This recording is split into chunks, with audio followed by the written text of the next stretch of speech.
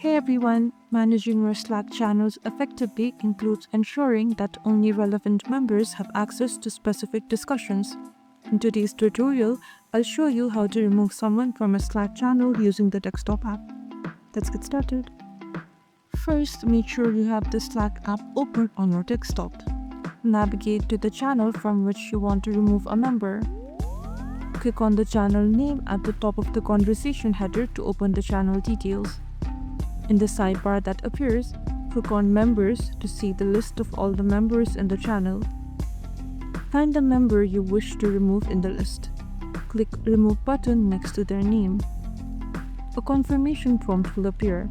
Click Remove to confirm. Please note that when you remove someone from a channel, Slackbot will notify that person.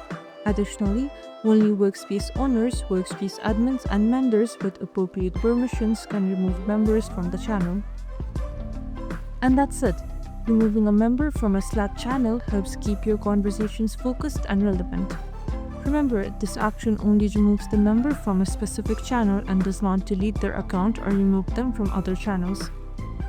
If you found this video helpful, please give it a thumbs up and don't forget to subscribe for more easy Slack tips and tricks. Thanks for watching.